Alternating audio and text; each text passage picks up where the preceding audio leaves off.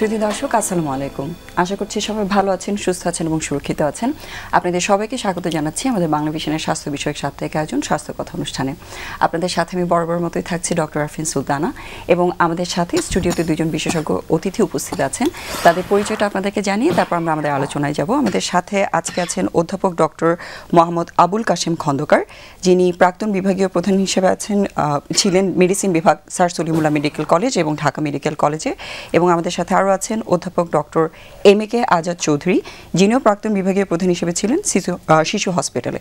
আপনাদের দুজনকে আজকের অনুষ্ঠানে স্বাগত জানাচ্ছি। আপনাকেও ধন্যবাদ। জি, আর দর্শক আপনাদেরকে অলরেডি আমাদের অতিথিদের পরিচয়টা জানিয়ে দিয়েছি। সো আমাদের সাথে শিশু বিশেষজ্ঞ আছেন এবং মেডিসিন বিশেষজ্ঞ আছেন। কোনো প্রশ্ন থাকলে সেটা অবশ্যই আমাদেরকে জানাতে পারবেন স্ক্রিনে দেখানো নাম্বারে, এবং যুক্ত থাকতে পারবেন ফেসবুক লাইভেও। স্যার, আপনার কাছ থেকে প্রথমে একটা বিষয় নিয়ে আলোচনা করতে চাই, সেটা হচ্ছে বন্যা পরিস্থিতি আসলে দেশে খুব ভয়াবহ আকার ধারণ করেছে, এবং যদি আস্তে আস্তে পানির লেভেলটা কমছে, কিন্তু কিছু ইফেক্ট অবশ্যই মানুষের জীবনে রয়ে গেছে এটার। আর ডাক্তার হিসেবে আমরা অবশ্যই স্বাস্থ্য বিষয়ক সমস্যাগুলো নিয়ে ফোকাস করতে চাই এবং সেই আলোচনাটা করতে চাই আপনার সাথে। বন্যার তো মানুষের আসলে এই বন্যা পরবর্তী সময়ে কী কী রোগগুলো ফেস করে থাকেন সেটা যদি একটু আমাদেরকে একটু ব্রিফলি বলুন। ধন্যবাদ আপনাকে। আসসালামু আলাইকুম প্রিয় দর্শক শ্রোতাবৃন্দ, আশা করি ভালো আছেন। তবে বন্যা দুর্গত এলাকার মানুষ ভালো নেই, সেটা আমরাও বুঝি, সেই জন্য এই আয়োজন।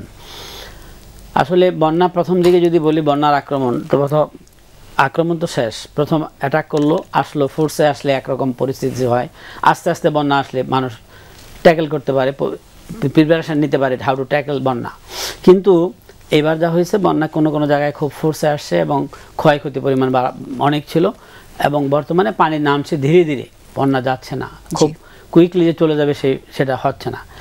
তো এই যে ধীরে ধীরে যাচ্ছে, স্বাস্থ্য ইফেক্টটা স্বাস্থ্যের এটা নির্ভর করে কত তাড়াতাড়ি আসলো, কত ধীরে ধীরে নামলো, তার উপরে এটার ওভারঅল ইফেক্ট পড়ে, মানে কতটা সময় এক্সপোজার থাকলো তারা বন্যাতে। তো এখন যে নামছে অথবা আসে কোনো কোনো জায়গায় এখনও পুরোপুরি ক্লিয়ার হয় নাই, তাদের সেটার জন্য এক নম্বর হলো শারীরিক সমস্যা এবং আর্থসামাজিক সমস্যা। সে শারীরিক সমস্যার মধ্যে পানিবাহিত রোগ এর প্রাদুর্ভাব দেখা যায়। তার পানি চলে যাওয়ার পরে কাদামাটিতে যে মশা বা যেসব আটকা পড়ে থাকে, যেখানে যে মশাবাহিত যে রোগগুলো ছড়ায়, সেগুলো উপদ্রব বাড়ে।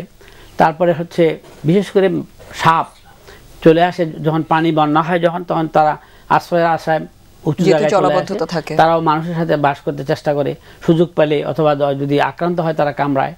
তাছাড়া এই যে পানিতে ঠান্ডা লাগা, একত্রে সবাই থাকা, এইসব সমস্যাগুলোর জন্য আশ্রয় কেন্দ্রগুলোতে সমস্যা হয়। রোগ বিরোধী কন্ট্যাক্টে আসলে একজনের রোগ আরেকজনের ছড়ায়, শ্বাসজনিত হয়, এটা স্কিন ডিজিজগুলো ছড়ায়। তাছাড়া যে সাপে কামড়ালে সেটা ছড়ায়, জন্য বিপজ্জনক অবস্থায় তৈরি হয়। আবার নিউমোনিয়া, বাচ্চারা হোক, বিশেষ করে দুইটা গ্রুপ, বাচ্চা এবং বয়স্ক লোকেরা এই বেশিরভাগ ক্ষেত্রে আক্রান্ত হয় বেশি। তো এই ক্ষেত্রে যেমন আমরা বললাম, তারপর হচ্ছে পানিবাহিত রোগ যেটা বলছিলাম, সেখানে হলো ডায়রিয়া, কলেরা অথবা একদম ডিসেন্ট্রি।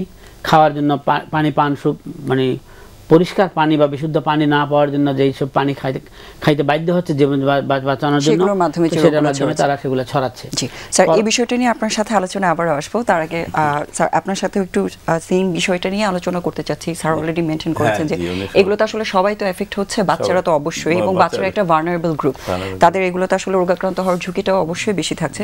বাচ্চারা আসলে কি কি ধরনের রোগগুলোতে বা কি কি সমস্যাগুলো এই সময় আসলে বড়দেরকে সমস্যা বড়দের ম্যানেজ করা যায়, অনেকে ছোট ছোট বাচ্চা আছে, বিভিন্ন ধরনের অসুখ হয়, 6 মাস থেকে নবজাতক থেকে শুরু করে বিভিন্ন রকমের বাচ্চা এখানে আছে, এবং তারা খুবই ভালো বলতে পারে না কি হচ্ছে। তো বাচ্চাদেরও একটা হচ্ছে, উনি যেটা বললেন যে পানিবাহিত রোগে অনেকেরই ডায়রিয়া হচ্ছে, কলেরা হচ্ছে। পানিবাহিত রোগের ভিতরে কিন্তু আবার জন্ডিস, টাইফয়েড এগুলো হয়, মানে যখন জীবাণুটা ছড়ায় না, সব রকম জীবাণু ছড়িয়ে যায়, পরবর্তীতে দেখা যায়।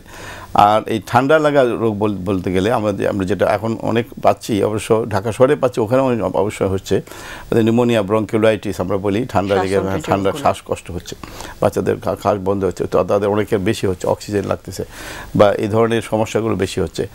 আর একটা হচ্ছে যে পানি এসে গেছে, বাচ্চার হাঁটতে হাঁটতে অনেক সময় একটা ড্রাউনিংয়ের বা ডুবে পড়ার একটা ভয় হচ্ছে। সাপে কামড়ের জন্য সমস্যা, আবার বাচ্চাদের নিয়ে একটা সমস্যা যে কোথায় তার পানির ভিতরে আবার ডুবে গেল। এই সমস্যাগুলো একটু আমাদের ফেস করতে হচ্ছে যারা এখানে যাচ্ছেন আর কি। তো সেইভাবে একটা হলো যে পরিবেশগত কারণে তাদের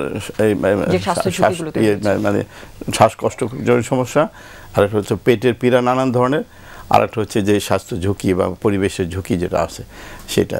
আর থাকার অবস্থা, হঠাৎ করে ঠান্ডা লাগছে, হয়তো কোথাও ভালো মতো মানে আশ্রয়টা এমন অনুযায়ী যে ঠান্ডা বাতাসে তাদের আবার ক্ষতি হচ্ছে, এগুলোই হচ্ছে আর কি। জি স্যার, যেহেতু বললেন শ্বাসতন্ত্রের রোগগুলো এই সময়টাতে একটু প্রকোপটা বেশি হচ্ছে, একটু যদি বয়স ভিত্তিতে বা কিভাবে তাদের যত্নগুলো করলে রোগগুলোকে একটু প্রিভেন্ট করা সম্ভব আমাদের দর্শকদের যদি একটু বলতেন। আচ্ছা, আসলে প্রিভেন্ট মানে কি, এখন সব কিছুতেই ধর বাচ্চাদেরকে একটু আলাদা রাখতে হবে, ঠান্ডা লাগা থেকে দূরে রাখতে হবে, নাকটা কষে করে দিতে হবে, সাউদার দিকে তাদের খেতে পারে না, একটু একটু অল্প অল্প খাওয়া দিতে হবে, তাদের নাক পরিষ্কার করে দিতে হবে, স্বাস্থ্যকেন্দ্রে যেতে হবে। এখন কথা হচ্ছে একটা নিউবর্ন বেবিকে আলাদাভাবে একটু উষ্ণ রাখতে হবে, তার খাওয়ার দিকে খেয়াল রাখতে হবে, তার নড়াচড়া ঠিক আছে কিনা, ব্রেস্ট ফিডিং করতে পারছে কিনা বা খেতে পারছে কিনা সেটা দেখতে হবে। যখনই খাওয়া ছেড়ে দেবে, যখনই তার শ্বাসকষ্ট দ্রুত হয়ে যাবে, খেতে পারছে দ্রুত শ্বাসকষ্ট, এইটা যদি আমি ঘরে চিকিৎসা করার চেষ্টা করি, তাকে স্বাস্থ্যকেন্দ্রে নিতে হবে, দেখতে হবে তার নিউমোনিয়া হয়েছে কিনা, তার অক্সিজেন লাগবে কিনা। সে যদি আমি না দিই এবং বাসায় থাকি তাহলে কিন্তু একটা মানে পরিণতি খারাপ হয়ে যেতে পারে। সেজন্য বুঝতে হবে যে আমি ঘরে চিকিৎসা করতে পারছি কিনা, সে খেতে পাচ্ছে, তার প্রস্রাব পায়খানা ঠিক মতো আছে, নড়াচড়া করছে, মানে শ্বাসের কষ্টটা এত বেশি না যে তার সে নীল হয়ে যাচ্ছে বা খুব বেশি কথা। যদি সেরকম না হয় তাহলে বাসায় ঘরে তারা চিকিৎসা করতে বা স্থানীয়ভাবে চিকিৎসা করতে। কিন্তু যখনই দেখা যাবে তার শ্বাসকষ্ট দ্রুত হচ্ছে, বুকে পাথর অনেক বসে যাচ্ছে, তার শ্বাস নিতে পারছে না, বমি করছে, খেতে পারছে না, তখন কিন্তু আমাদেরকে স্বাস্থ্যকেন্দ্রে নিতে হবে এবং তাকে জরুরিভাবে চিকিৎসা না করলে এই নিউমোনিয়াটা জলির আকার ধারণ করে ভয়াবহ হতে পারে। সেই জিনিসগুলো আমাদের খেয়াল রাখতে হবে। এবং বেশিরভাগই প্রাথমিক চিকিৎসাতে অনেকই ভালো হয়ে যায়, প্যানিক হওয়ার কিছু নেই। শুধু খেয়াল রাখতে হবে যে খুব খারাপ যখন হয়ে যাবে তখন যেন আমরা ঘরে বসে না থাকি, তাহলে কিন্তু ফ্যাটালিটিটা হবে না। স্যার, যেহেতু শ্বাসতন্ত্রের রোগের কথা আসছে, বাচ্চাদের ক্ষেত্রে টনসিল অথবা অ্যাডিনয়েড এই যে রোগগুলো আছে এগুলো আমরা জানি যে ঠান্ডার প্রকোপ অনেক সময় বেড়ে যেতে পারে। যারা বন্যা দুর্গত এলাকা আছে তাদের এই সম্ভাবনাটা বেশি আছে কিনা? কিছুটা বেশি আছে। এগুলো আসলে একটু বড় বাচ্চাদের অ্যাডিনয়েড টনসিলাইটিস হয়, গলা ব্যথা করে এবং গলা ব্যথা আমরা বেশি পাচ্ছি। তো এটা খুব বেশি সিরিয়াস, হঠাৎ করে যে সিরিয়াস হয়ে যাবে নিউমোনিয়ার মতো এরকম হয় না। তো গলা ব্যথার জন্য আমরা কিছু ওষুধ দিই, তারপরে ধরেন সেটা আবার ঠিক হয়ে যায়। তো এটা খুব বেশি অ্যাকুট প্রবলেম হিসেবে খুব একটা আসে না টনসিলাইটিস হতে পারে। ধন্যবাদ। জি স্যার, আপনার সাথে আবার আলোচনাটা আসছি। স্যার, আপনার কাছে একটু সেম প্রশ্নটা করতে চাই। ঠান্ডার কষ্ট বা শ্বাসতন্ত্রের রোগ তো আসলে সবারই হয়ে থাকে, স্পেশালি যারা এক্সট্রিমস অফ এজে আছে, বাচ্চারা যেরকম ঝামেলায় পড়ছে, যারা একটু বয়স্ক আছেন বা যাদের অলরেডি অ্যাজমা আছে, তারাও নিশ্চয়ই এগুলো নিয়ে সমস্যায় ভুগছেন। সো এই বিষয়ে আসলে স্যার কি বলতে? এটাকে আমি দুইভাবে দেখতে চাই। একটা হচ্ছে আমি বাসায় আসি বন্যা, আর একটা আছে আমি আশ্রয়কেন্দ্রে গিয়েছি। বাসায় থাকলে যে প্রফেসর সাহেব যেটা বললেন যে হ্যাঁ সম্ভব খেয়াল করা করা, কিন্তু আশ্রয়কেন্দ্রে যদি থাকি আমি ওভার ক্রাউডেড আছি, আমার হাঁচি আসবে, আরেকজনের ইফেক্ট করবে, আমার কাশি আসবে, আমি স্প্রেড করে দেব। তো ওইখানে কিন্তু প্রিভেনশন নেওয়ার খুব স্কোপ থাকে না, বা এত গাদাগাদির মধ্যে আমি আইসোলেটেড থাকি, যতই বলি না কেন আপনি হাঁচি দিয়ে মুখ ডাকেন, কয়জনের সেই জ্ঞান আছে, এটা ছড়াবেই। ছড়াইতে গেলে বিশেষ করে বয়স্কদের বেলায়, যেমন যদি সর্দি কাশি এমনি ভাইরাল ফিভার হলো, সর্দি হইলো, সেটার জন্য একরকম প্রিভেনশন নেওয়া যায়। সর্দি কাশির জন্য সর্দির ওষুধ দিলেন, ঠান্ডা যাতে না হয়। আর বয়স্ক লোকদের সর্দি কাশি হয় তাহলে নিউমোনিয়া যেরকম হতে পারে, বয়সের সাথে সাথে ইমিউনিটি, শরীরের প্রতিরোধ ক্ষমতা কমে যায়, তাহলে সেটা স্প্রেড করে বেশি তাড়াতাড়ি হয়ে যায়। এবং স্প্রেড নিউমোনিয়া হলে অর্গানিজম এগুলা যে ভায়োলেন্ট হোক, সে যদি প্রতিরোধ ক্ষমতা না থাকে তাহলে তার সিভিয়ারিটি অফ দ্য ইনফেকশন বা রোগের মানে একটা প্রকোপটা বেশি হবে। তখন এই বয়স্ক লোকটা নিউমোনিয়া হয়ে থাকতে পারে, নিউমোনিয়া থেকে তার নিউমোনিয়ার কমপ্লিকেশন আরও হয়ে যেতে পারে যদি ট্রিটমেন্ট প্রপারলি না পায়। সুতরাং আমাদেরকে যেরকম প্রথম হইলো কন্টামিনেটের চান্সটা বেশি আশ্রয়কেন্দ্র হইলে, বাসায় হইলে ওকে সে আইসোলেটেড থাকলো বা কেয়ার নিল, সেভাবে পারবে। ইনিশিয়ালি যদি আমরা মনে করি যে জ্বর থাকে, সর্দি কাশি হাঁচির সাথে, তাহলে আমার মনে হয় এই সময়ে যদি যাইতে পারে চিকিৎসা কেন্দ্রে, তাও গেল, আর না গেলে ডাক্তার আনতে হবে যদি যাওয়া না যায়, অথবা আশ্রয়কেন্দ্র হইলে ওখানে ডাক্তার অথবা মানুষের সুযোগ আছে সেখানে যাইতে হবে। তখন ডাক্তার যদি মনে করেন অ্যান্টিবায়োটিক দেওয়া লাগবে অথবা এইটা সিরিয়াস, এটাকে হসপিটালাইজ করতে হবে, সেখান থেকে শিফট করে হসপিটালে নিতে হবে। আদারওয়াইজ এই ভালনারেবল গ্রুপ বাচ্চা এবং বয়স্কদের রাখা যাবে না, দেখি করা যাবে না, অবজার্ভ করা যাবে না, তাদেরকে আগে থেকেই অ্যাটেম্প নিতে হবে। জি।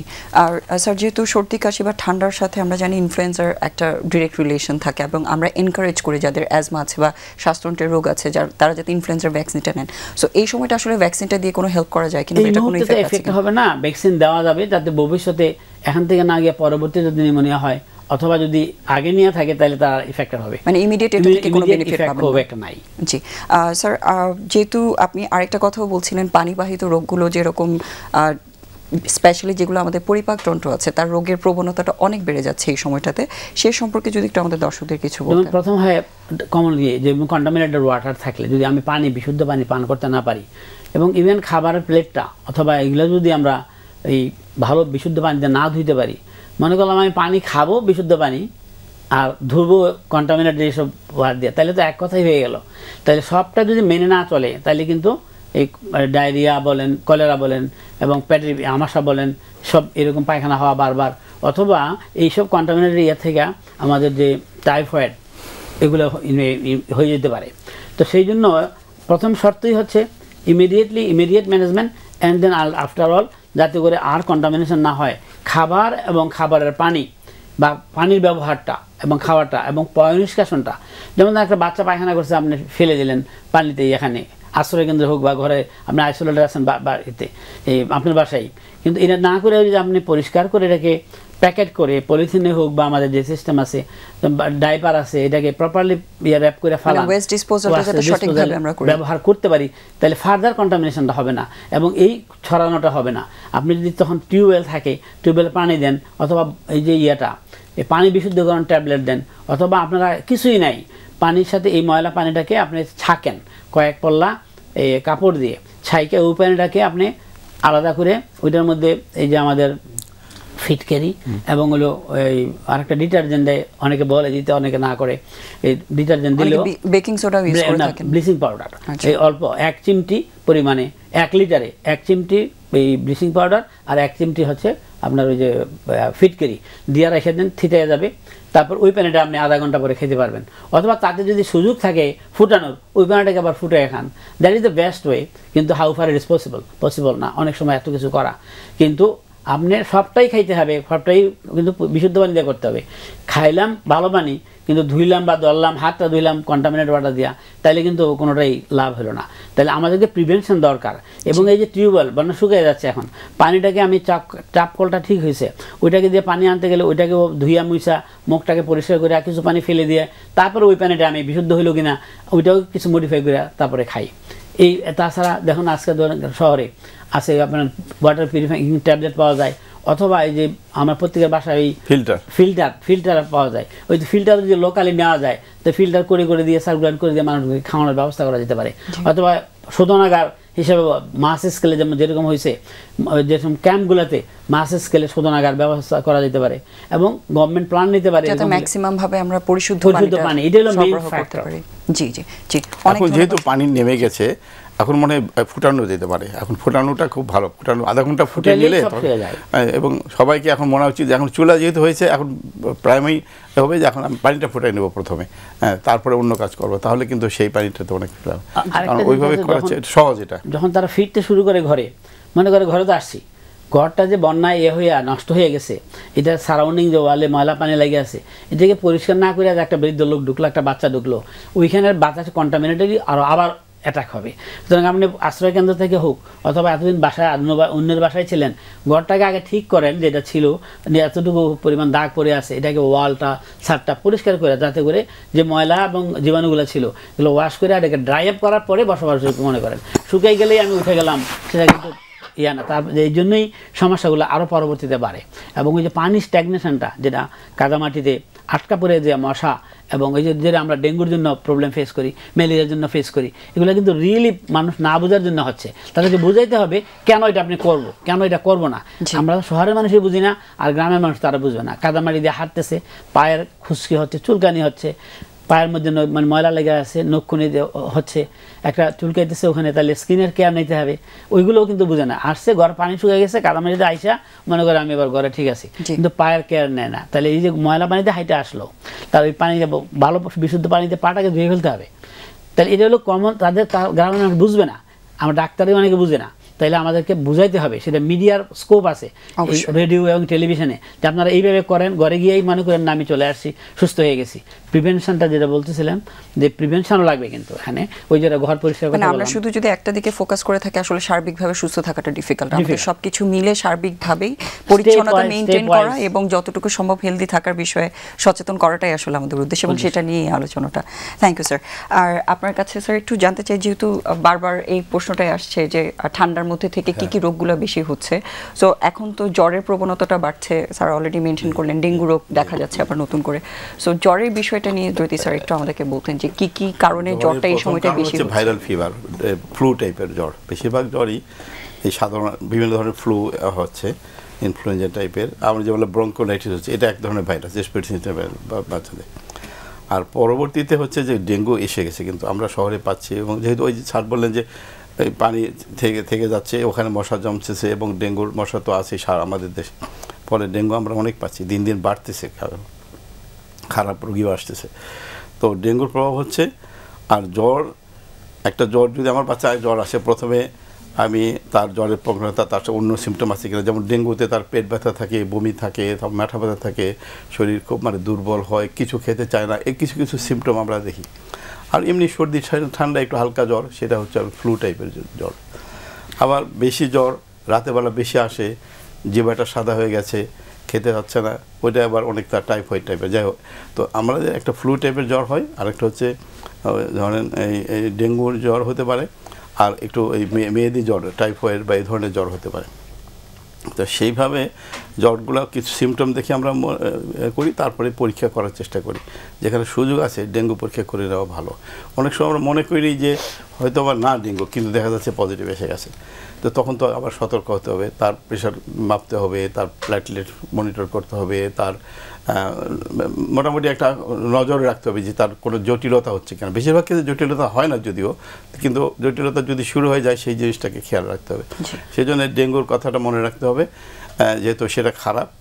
আর ফ্লু হলে তো ভালোই, টাইফয়েড যদি সুযোগ থাকে আমরা পরীক্ষা করে নিলে বোঝা যাবে যে এটা কি ফ্লু জ্বর হয়েছে, নাকি ডেঙ্গু টাইপের হয়েছে, নাকি না টাইফয়েড যেতে হতে পারে, বা তার টনসিলাইটিসের কারণে জ্বর হচ্ছে কিনা। পরীক্ষা করলে আমরা বুঝতে পারি যে তার কানের ব্যথা থেকে হলো, নাকি টনসিলাইটিস থেকে হলো, নাকি তাকে ফ্লু হলো, নাকি না তার ডেঙ্গু হওয়ার সম্ভাবনা আছে, নাকি তার টাইফয়েড হওয়ার সম্ভাবনা আছে।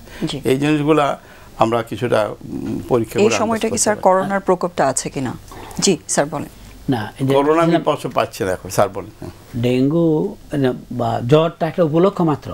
আমার রেসপিরেটরি ট্র্যাক ইনফেকশন, উপর থেকে যদি বলি সাইনোসাইটিস, রেসপিরেটরি ট্র্যাক ইনফেকশন, লাংসের ইনফেকশন, তারপরে আমার পেটের ব্যথা, টাইফয়েড, ডেঙ্গু, আদার ম্যালেরিয়া, এই যে এই যত কারণ আছে, এগুলি কিন্তু মাথায় রেখে আমাকে ক্লিনিক্যালি দেখতে হবে রোগীটাকে, তারপরে স্পেসিফিক ইনভেস্টিগেশন করতে হবে। এখন বন্যা কবলিত এলাকায় তো ওইরকম সুযোগ নাও থাকতে পারে, অথবা ইন জেনারেল বন্যা বাদ দিলাম, তাহলে কিছু এই ক্লিনিক্যাল যে আমি মনে করি এটা অ্যান্টারিক ফিভার বা টাইফয়েড ফিভার, তাহলে টাইফয়েড স্পেসিফিক টেস্ট কোন উইকে করতে হবে, সেই অনুসারে আমাকে টাইফয়েড প্রথম দিকে একরকম টেস্ট, পরবর্তীতে আরেক রকম টেস্ট। আবার লাংসের যদি লক্ষণ পাই আমি, তাহলে আমি লাংসের জন্য আমার এক্সরে করা যাবে কিনা, লাগবে কিনা, ইউরিন টেস্ট, যে কোনো কিছু দিয়ে আপনি জ্বরের জন্য ইউরিন দেবেন, আমার কথা হচ্ছে তাইলে আপনি ক্লু পাবেন, ভালো তো ভালো, ইউরিন হইতেই পারে, তাইলে আমাদের লক্ষণ জ্বর, কিন্তু কারণটা আইডেন্টিফাই করে তার ওষুধ দেওয়া। এটা না হলে মিস ইউজ এবং অফ অ্যান্টিবায়োটিক শুধু পরীক্ষা নিরীক্ষা করা হবে। জি স্যার, যেহেতু এন্টারিক ফিভার বা এগুলোর ক্ষেত্রে এখন তো মানুষ আসলে যতটা অ্যান্টিবায়োটিক খাচ্ছে, এই ব্যাপারটা তো আমরা সবাই জানি, এবং অ্যান্টিবায়োটিক রেজিস্ট্যান্স নিয়ে আমরা প্রবলেমটা ফেস করছি। ইভেন ডেঙ্গু জ্বর হলেও অনেকে হয়তো ওষুধপত্র নিয়ে খেয়ে ফেলছেন। আসলে এই ডেঙ্গু রোগী যারা বা যাদের ডায়াগনোসিস হচ্ছে ডেঙ্গু হিসেবে, তাদের ক্ষেত্রে যত্নের বিষয়টা নিয়ে একটু কতটুকু সচেতন হওয়া দরকার, এই যে ম্যাল প্র্যাকটিসগুলো কীভাবে আসলে একটা মানুষকে অ্যাফেক্ট করতে পারে? এই ডেঙ্গুটাকে যখন আমি মনে করি যে ডেঙ্গু পসিবিলিটিস আছে, যেমন ক্লাসিক্যাল যে ইয়েগুলা বলে জ্বর, গায়ে ব্যথা, এবং প্রথম দিকে বমি করে অথবা করে না, জন্ডিস, এটা তো জন্ডিসও একটু হইতে পারে, এই সব অর্গানই তো ইফেক্ট করে কম বেশি। তো এখন এই লক্ষণ দেখে আমি যদি মনে করি যে প্রথম দিকে এটা মনে হচ্ছে ডেঙ্গু, এবং ক্লিনিক্যাল কিছু সাইন আছে যেগুলো ব্যাড সাইড, আমরা এই যে আঙুল দিয়ে চাপ দিলে ফ্লেয়ার আপ দেখি, আমরা টুন্ডিকেট টেস্ট করে দেখি যে হ্যাঁ না ডেঙ্গুর সম্ভাবনা আছে। প্রথম ইনিশিয়াল ব্লাড কাউন্টটা করি, ব্লাড কাউন্টে আমাদের নর্মাল ইনফেকশন হলে, জ্বর হলে যেরকম ব্লাড কাউন্ট বেড়ে যাবে, সেটা না হইয়া মানে টোটাল কাউন্টটা কম থাকে, সাথে সাথে নিউট্রোফিল কাউন্ট কিন্তু নাও কমতে পারে, এবং প্লেটলেট কাউন্টটা আমরা তো প্রথম জানি না কত, কিন্তু দেখা গেল যে একটা স্টেরিক আছে। এর পরবর্তী স্টেপে সকালে একরকম, বিকালে একরকম, বা এর পরের দিন একরকম কমে গেল প্লেটলেটটা অ্যান্ড প্যাক সেল ভলিউমটা, এই দুটার উপর নির্ভর করবে। ডেঙ্গু যদি হয় এই দুটো আমাকে গাইড করবে যে আমি আসলে ডেঙ্গুই হচ্ছে। তো ডেঙ্গু হলে সতর্কতা হলো মেনলি যে অ্যানালজেসিকগুলো খাওয়ার জন্য, যে ব্যথা বলে চিল্লাবে, আমাকে খেয়াল করতে হবে যদি জন্ডিস আছে কিনা, সাথে কিডনি শাটডাউন হবে কিনা, এই দুইটা জিনিস ড্রাগ দিতে গেলে খেয়াল করতে হবে। আর দ্বিতীয়টা হলো এই দিতে গিয়ে ব্লিডিং হয় কিনা। অ্যানালজেসিক দিতে গিয়ে যদি আমি প্যারাসিটামল দিতে থাকি বা অন্য কোনো অ্যাসপিরিন জাতের ওষুধ দেই ডেঙ্গুতে, অথবা এই পেশেন্টটা ইল্লারলি পেশেন্ট ডেঙ্গু হয়েছে, এখন সে আগে থেকে অ্যাসপিরিন খাইতো, সেটা বন্ধ না করি, তাহলে তার ব্লিডিংয়ের সম্ভাবনা থাকবে প্লেটলেট কমে গেলে। এই সতর্কতাগুলো কিন্তু আপেক্ষিক, পেশেন্ট টু পেশেন্ট বেরি করবে এবং ইন্ডিভিজুয়াল ক্লিনিশিয়ান তার পেশেন্টকে ইন্ডিভিজুয়ালি ডিল করবে। কোনো একটা ফিক্সড রুল নাই, কয়েকটা পয়েন্ট বাধা ধরা ছাড়া। জি, এবং সবসময় আমরা জানি যে আসলে যে কোনো ট্রিটমেন্ট আমরা ইন্ডিভিজুয়ালিটি বেশি প্রেফার করি, যে এক একজনের উপসর্গ বা সবার যে একই রোগের উপসর্গ একই রকমই হবে এরকম না, এবং চিকিৎসাও অনেক ভিন্নতা থাকে অবশ্যই। অনেক ধন্যবাদ স্যার। আপনাকে একটু সেম বিষয়টা নিয়ে জানতে চাই, সেটা হচ্ছে ডেঙ্গুর ক্ষেত্রে যেহেতু সবারই একটা কমন কনসার্ন থাকে, সেটা হচ্ছে প্লেটলেট লেভেলটা কমে যাওয়া, এবং যেহেতু এটাতে ব্লিডিং টেন্ডেন্সিটা বাড়ে, সবাই ভয় পান বা আগে থেকে হয়তো একটু ব্লাড ট্রান্সফিউশন নিতে চান, এগুলো কিন্তু আমরা সবসময় ডেঙ্গু সিজনে দেখতে পাই। সো এই বিষয়টা নিয়ে আসলে আপনার বক্তব্য কি আমাদের দর্শকদের? প্লেটলেট ভীতিটা একটু বেশি আছে আমাদের। বললাম যে প্লেটলেট কমতে পারে, কিন্তু বেশিরভাগই ওই পিসিবি, প্যাক সেল ভলিউম, মানে আমাদের হেমাটোক্রিট লেভেল দেখতে হয়। হয় কি ডেঙ্গুর মধ্যে, ডেঙ্গুর একটা সমস্যা হচ্ছে যে রক্তের ভিতর থেকে পানিটা বেরিয়ে চলে যায়, পেটের ভিতরে আসে, বুকের ভিতরে আসে, তখন ব্লাডের ভিতরের ভলিউমটা কমে যায়। তো আমি ব্লাড প্রেশার মাপি, তখন ব্লাড প্রেশারের পালস প্রেশার বলি আর কি, সিস্টোলিক প্রেশার আর ডায়াস্টোলিক প্রেশারের মধ্যে গ্যাপটা কমে যাবে। পালস প্রেশার কমে যাওয়া মানে তার ফ্লুইডটা এখানে যাচ্ছে। হেমাটোক্রিট দেখবো, হেমাটোক্রিট কনসেন্ট্রেশন বাড়তেছে, 35 থেকে 40-45 প্লাগ হয়ে যাচ্ছে, তার মানে তার ওখানে হিমো কনসেন্ট্রেশন হচ্ছে, তার ব্লাড বেড়ে যায়, এটা কিন্তু ডেঞ্জার। প্লেটলেট কমতে 10,000 নামলেও কোনো সমস্যা হয় না। প্লেটলেট আমরা বেশি, প্লেটলেট সিঙ্গেল সিগনিফিকেন্ট জিনিস এরকম না, থ্রম্বোসাইটোপেনিয়া নিয়ে খুব বেশি হয় না, সমস্যা হয় ওইটাই, শক হবে ওইটা নিয়ে। এবং প্লেটলেট উনি বলতে পারবেন, আমি তো 10-এর নিচে না গেলে ব্লাড দিই না, লাগেও না। 10 পর্যন্ত নামে না, 15-16 যে আবার উঠতে থাকে।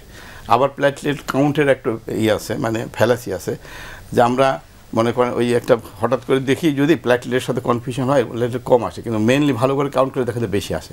সেই কথাগুলো মাথায় রেখে আমরা প্লেটলেট নিয়ে চিন্তা করি, কিন্তু প্যারেন্টসরা শুধু প্লেটলেট করে, এটা কিন্তু ঠিক না। ওই সব কিছু মিলিয়েই তার হয়। প্লেটলেট খুব কম ক্ষেত্রে প্লেটলেট 10-এর নিচে নামে, হ্যাঁ, তখন হয়তো লাগে। It is very rare, less than 5% of the dengue লাগে না। বাকি হচ্ছে তার প্রেশার মনিটর করা, তার ফ্লুইড ম্যানেজমেন্ট করা, তার যেন পেশেন্ট শকে না যায় সেটা দেখা।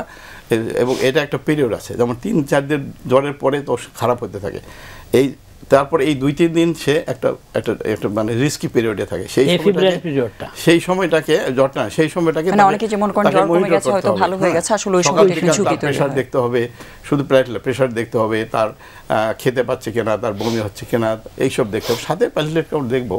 কিন্তু ওইটাকে প্রাইমারি সবাই মনে করছে, এটা কিন্তু ঠিক না।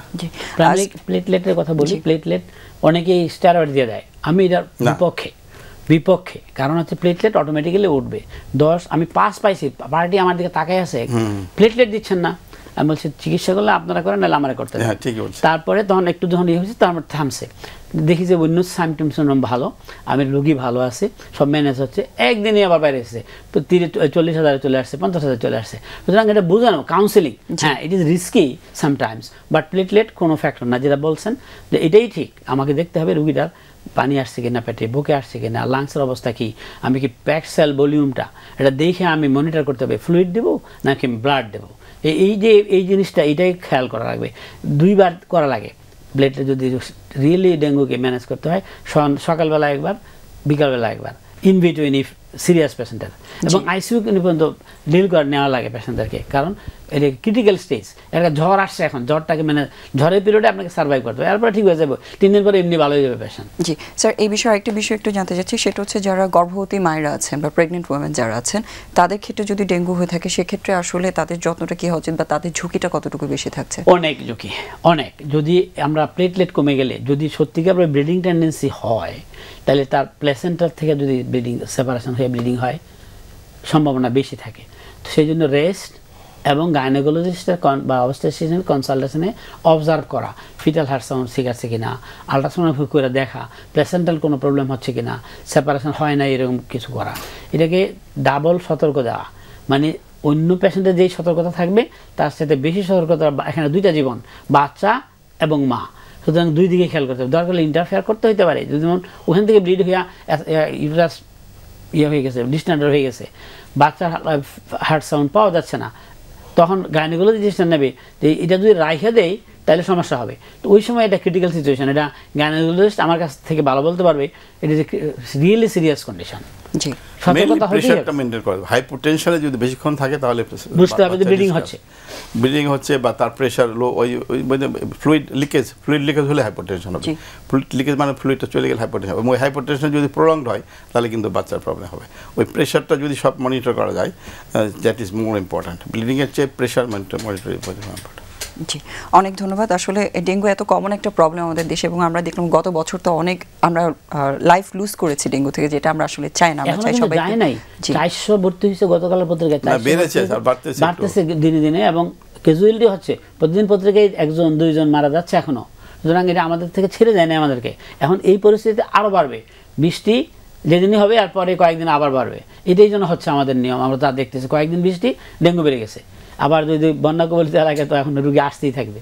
জি, এবং সেই বিষয়ে আসলে করতে পারি যে সতর্কতা, যে পেশেন্ট কালকে আমার রাতে আমাকে ফোন করেছে যে এমার্জেন্সিতে একটা রোগী এসছে, 15 বছর বয়স, তার ব্লাড প্রেশার পাচ্ছি না, আমি তাড়াতাড়ি তুমি ফ্লুইড লাগাও, আইসিইউতে ভর্তি করো, কারণ প্রেশার উঠাতে হবে। পরে ফোন করে, স্যার ওই পেশেন্টটা তো থাকলো না, ওরা অন্য জায়গায় চলে গেছে, তার আইসিইউতে ভর্তি হবে না। শকের পেশেন্ট দে হ্যাভ মানে নিয়ে চলে গেছে, বাচ্চা কথা বলতেছে, একটু পরে কিন্তু সেই আনকনশিয়াস হয়ে যাবে।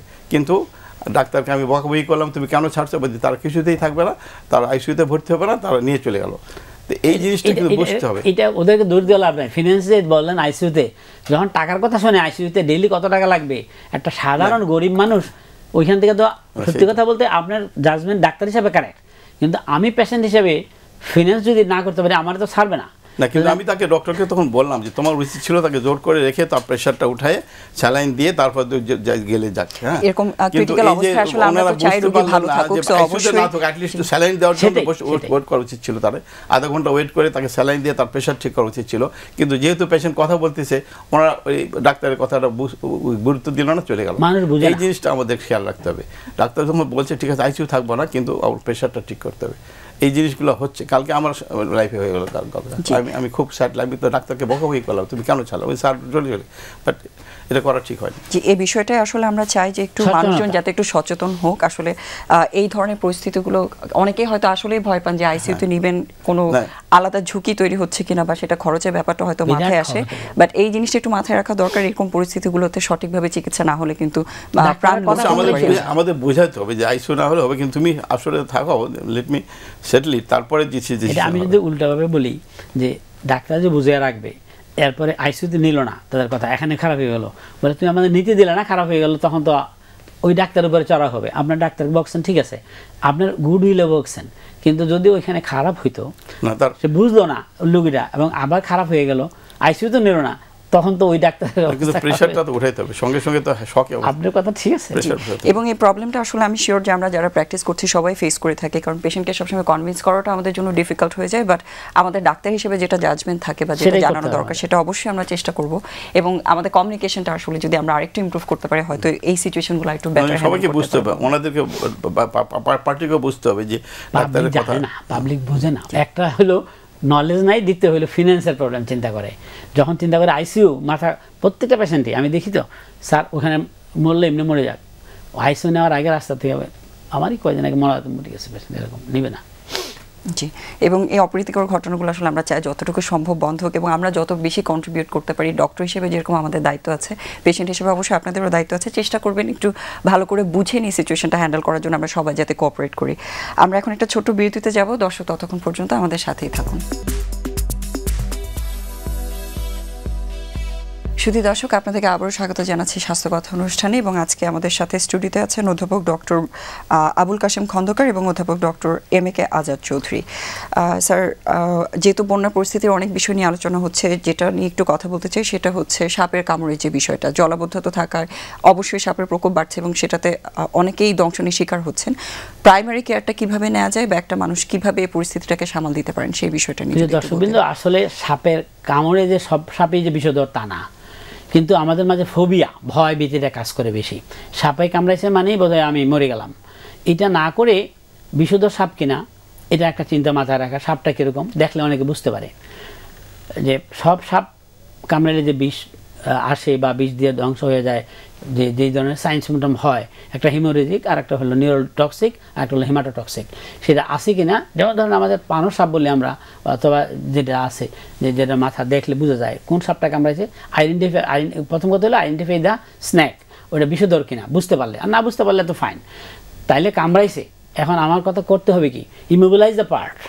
প্রথম আমি ট্রনিকেট আগে না দিয়ে, ট্রনিকেট দিয়ে বাইরে রাখলে বলতো গ্যাংগ্রিন হবে না, সুপার বেছিলে ট্রনিকেট দেবো যাতে করে আমার আর্টারিকে রক্ত চলাচল আসতে বাধা না হয়, কিন্তু যাতে করে অন্তত ভ্যানাসিটা ইয়ে না হয়। তাহলে আমি বাঁধলাম এবং এটাকে ফিক্স করে দিলাম। মুভমেন্ট করলে রক্ত চলাচলের সাথে পয়জন থাকলে ওটা উপরের দিকে যাবে। As early as possible you shift the patient and ensure him, যে তাকে নিশ্চিততা দেন যে না আপনার বিষধর সাপ না, এমন কিছু হবে না। কিন্তু মানুষ ভয়েই কিন্তু অজ্ঞান হয়ে যাচ্ছে আমার সাপে কাটছে। এই ফোবিয়াটা কাটিয়ে উঠতে পারলে একটা আইবি ফ্লুইড দেন, যে বলে আপনার মানুষ যেটা বলে স্যালাইন দিলে সব ঠিক হয়ে যাবে। আইবি একটা চ্যানেল ওপেন করেন, লাগতেও পারে নাও লাগতে পারে। অ্যাজ ফার এজ পসিবল তাকে একটা হসপিটালে বা কাছাকাছি কোনো জায়গায় ইয়ে করে দেন, ট্রান্সফার করেন। মনে করেন পল্লী চিকিৎসক মানে গ্রামের যে স্বাস্থ্যকেন্দ্র ওখানে নিল। এখন সব বইয়ে যে আছে পড়ানো হয় এই স্নেক বাইট, কিন্তু আমরা তখন স্টুডেন্ট পড়ানো হয় নাই, আমরা পড়ানো হয় একটা চ্যাপ্টার একদিন দুইটা লেকচার হলে পড়ানো হয়। সে একটা ধারণা আছে সে কী করতে হবে, স্নেক বাইট দেখা কী করতে হবে, লোকালি দিবে না কী করবে, ব্লাড কাউন্টার দেখা, তার নিউরোজেনিক কোনো সিমটম আছে কিনা। ওই মুহূর্তে তো হবে না, এটা সময় লাগবে। তাহলে ওই অ্যাসেসগুলো করবে, করে যদি দেখা যায় সাইন সিমটম আসছে, তাহলে দেন সেটা আসিয়ে হসপিটাল তাকে পাঠাইতে হবে, আদারওয়াইজ সে ওখানে ম্যানেজ করতে পারবে না। ডিসফেজিয়া শুরু হয়ে গেলে অথবা ড্রপিং অফ দ্য শুরু হয়ে গেলে তাহলে নিউরোটক্সিকের সাইন। আর যদি দেখা যায় না ব্লিডিং টেন্ডেন্সি হচ্ছে, তাহলে হিমাটোক্সিকের সাইন, যে ব্লিডিং ওই হিমাটোলজিক্যাল সিস্টেমকে ইফেক্ট করতেছে। এই দুটোই হলো মেইন।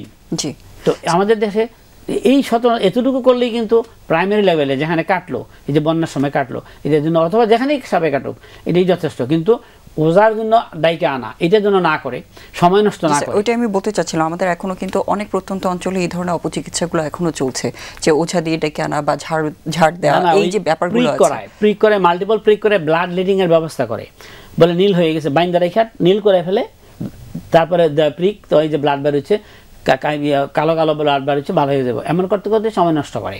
তো ওইটা দরকার নাই। এবং আর তারপরে ওগুলো ছাই দিয়া বা গ্রামে যাওয়া ওই ছুট দিয়া মাছতে থাকে জায়গাটা, তাতে আরও ইনফেকশন ছড়ায়, তো সেলুলাইটিস হয়ে যায়। কিন্তু আমার কথা হচ্ছে এইগুলোর কোনো দরকার নাই। সাধারণ মানুষকে বুঝাতে দিতে হবে বা বুঝতে হবে যে সাপে কাটলেই মরে যায় না, আর সাপে কাটলেই চিকিৎসা আছে। সাপে আগে ছিল যে ওঝা ছাড়া কোনো চিকিৎসা নাই, ওই মহিলা সুন্দরীর মতো ইয়াতে পাঠিয়ে দিতে হবে, নৌকা কলা গাছে বেলায় করে নদীতে পাঠিয়ে দেবে, তারপরে কেউ যদি আবার ইয়ে করে, সেরকম এখনও মানুষ বিশ্বাস করে এগুলা। এখনও যেমন ব্লাড প্রেশার হলে কয় তেঁতুল খাইয়ে স্যার কমায় আসছি। এই যে মিসকনসেপশন মানুষগুলার এখনও যায় না। মানুষকে আসলে শিক্ষিত লোকেরা বলে প্রেশারটা স্যার বেশি ছিল, একটু তেঁতুল গুলে পানি খাওয়ার পরে আমার কমে গেছে। তো এরকম এই কনসেপশনগুলো থেকে মিডিয়া এবং ডাক্তাররা বলতে যদি আমরা কিছু একটা জায়গায় মানুষকে নিয়ে আসতে পারি, এখনও এই কনসেপশনটাকে দূর করতে না পারলে সাপা কাটা বলেন বা হাইপারটেনশন বলেন, সবই কিন্তু আমাদের এত ডাক্তার এবং এগুলোর ইফেক্টগুলো কিন্তু অনেক বাজেভাবে হয়, যেমন অঙ্গহানি হতে পারে খুব শক্ত করে বেঁধে রাখলে, এবং মানুষ তো মারা যেতেই পারে। জি, সো ওই বিষয়গুলো আসলে একটু গুরুত্ব যাতে দেন মানুষ, যে এই অবহেলা না করে যেখানে চিকিৎসার সুযোগ আছে সেগুলো নিয়ে যাতে সুস্থতার দিকে যান, সেটাই আমরা চাচ্ছি। স্যার, বাচ্চাদের ক্ষেত্রে আসলে যে জিনিসটা একটু জানতে চাচ্ছি সেটা হচ্ছে ড্রাউনিং এর বিষয়টা যেহেতু বলেছেন, সো যখন একটা বাচ্চা পানিতে ডুবে যাচ্ছে, উদ্ধার করা হলে সবাই তো আসলে মারা যাচ্ছে না, যে বেঁচে আছে তার ক্ষেত্রে আসলে কেয়ারটা কিভাবে করা উচিত? অনেকেই পানি বের করার জন্য বিভিন্ন পদ্ধতি অবলম্বন করে থাকেন, এগুলো আসলে কোনো বেনিফিট আছে কিনা বা এগুলো থেকে কোনো ঝুঁকি তৈরি হতে পারে? আসলে স্বাস্থ্যকেন্দ্রে নিয়ে নেওয়া উচিত। মানে অনেক সময় পেটের ভিতরে অনেক পানি থাকে, একটু বের করা যায়, কিছুটা বের করা যায়, কিন্তু তার শ্বাসকষ্ট হয়। সঙ্গে সঙ্গে যদি আমরা কোনো কেন্দ্রে নিতে পারি, অক্সিজেন দিই, তার সাকশন টাকশন দিই, এয়ারওয়ে ক্লিয়ার করি, তাহলে অনেকটা ঠিক হয়ে আসবে আর কি। হ্যাঁ, ড্রাউনিংয়ের পরে প্রেশার কমে যেতে পারে। তো অক্সিজেন লাগতে পারে। স্বাস্থ্যকেন্দ্রে গেলে এটা মানে মোটামুটি ঠিক হয়ে যায়। এবং সাথে সাথে যে পানি বের করার যে চেষ্টাটা করা হয়ে থাকে, এটা কি আসলে প্রয়োজন আছে কিনা, বা এটা কতটুকু ক্ষতি কোনো করতে পারে কিনা? না, ওই সিস্টেম মানে অনেক ঘোরাঘুরি করে করে এগুলো ঠিক না। এখানে আমি বলি আসলে এটার কোনো ইফেক্ট নাই, কিন্তু আপনার লাংসে গেছে কিনা পানিটা, আপনি এয়ারওয়েটা ক্লিয়ার করেন, উপরও করে দেন, হেড এন্ডটা মাথাটা নিচু করে দেন, সিক্রেশনটা নিচের দিকে আনান এবং মুখটা হা করাইয়া সাকার দেন।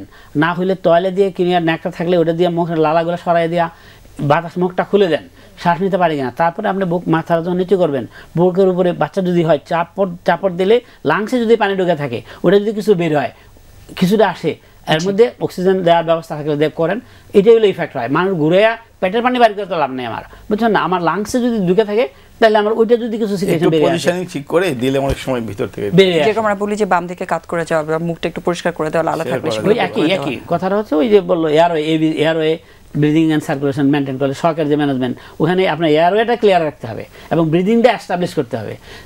স্যাচুরেশন আছে কিনা, এখন তো এই ইয়ার থ্রুতে এই আপনার যে করোনার শুরুতে ওটা দেখা যায়, গ্রামে গঞ্জ আছে, ওটা দেখলে স্যাচুরেশন কত আছে, অক্সিজেন যদি থাকে অক্সিজেন দিলেন, না পারলে তখন আপনি আপনার টার্সিয়ারি হসপিটালে পাঠাইলেন।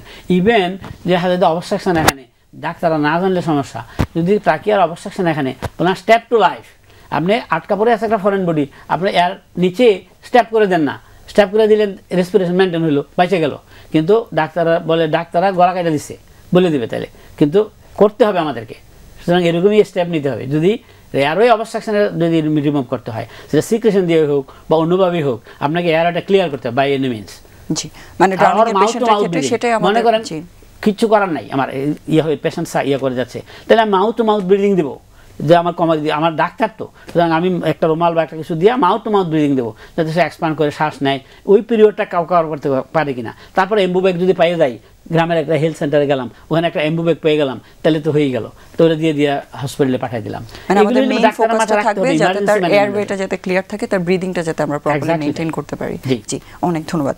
আর স্যার, আপনার কাছে একটু স্কিনের রোগের বিষয়টাতে একটু জানতে চাই। বাচ্চা হোক বড় হোক, সবাই তো আসলে স্কিন রোগে আক্রান্ত হয়ে থাকেন।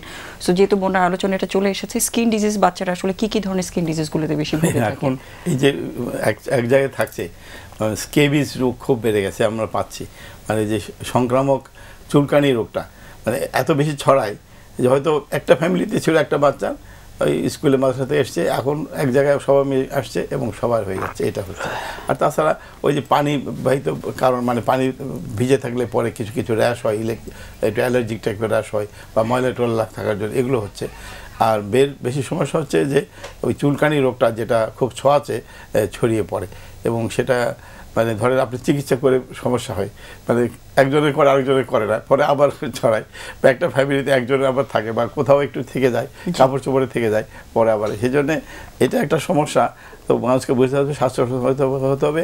যখন একটা কেউ স্কেবিজ হয়, তাদেরকে একটু সেপারেট করে তাদের পুরো চিকিৎসা করতে হবে, সবার একসাথে করলে ওটা ছড়াবে না। তাহলে একেবারে সবারই ছড়ে যাচ্ছে এবং সবারই একেবারে চুলকানি হয়ে ভরে যাচ্ছে সমস্যা। এই জিনিসটা প্রিভেন্ট করা, চিকিৎসা সহজ, ঠিকমতো ওষুধ ব্যবহার করলে, পরিচ্ছন্ন রাখলে, পরিষ্কার রাখলে সবাই। তা নাহলে এটা সহজ চিকিৎসা হলেও মানে বেশি সংক্রামক বললে বা খুব বেশি ছড়ায় মানে বলে, এটা একটা স্বাস্থ্য সমস্যা সবার জন্যই। জি স্যার, আপনি কিছু বলতেন? জি স্যার, যেমন স্কেবিসের কথা বললেন, জি আপনি আর কিছু বলতে চান? মনে করেন এই বন্যা হচ্ছে, হাইটা আসতেছে, ময়লা পানিতে হাইটা আইসা, তারপরে ঘর তার শুকনা উঠতেছে, পানি এতটুকু পা ডুবে গেছে। এখন এই পাটা নিয়ে আসে যদি প্রপারলি ক্লিন না করে, এই যে কন্টামিনেটেড ওয়াটার, এটার কেমিক্যাল, এই পায়খানা পেশাবের, গরু পায়খানা, মানুষের পায়খানা মিলায় যে পানিটার অবস্থা, সেটা দিয়ে হাইটা আসতেছে।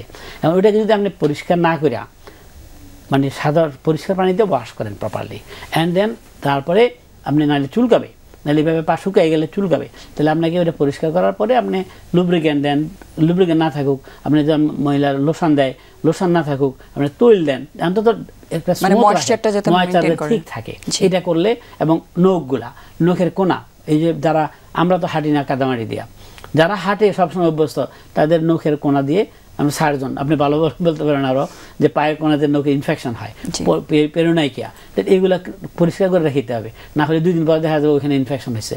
সুতরাং এই যে পাটা নিচে আসছে, এবং এটা বড় মানে অনেক কিছু, যেমন বন্যা পানিতে যে একটু হাঁটতে হইতেছে, ওইখানে যেন কোনো একটা আবার রড বা একটা কোনো কিছুতে প্রিক হয়ে থাকলে তার কাটা দিয়ে যদি পায়ের নিচে হয় তাহলে ধনুষ্টাঙ্কর হয়ে যাবে, তাহলে কোনো একটা প্রিক হলে সেটা কেয়ার নিতে হবে।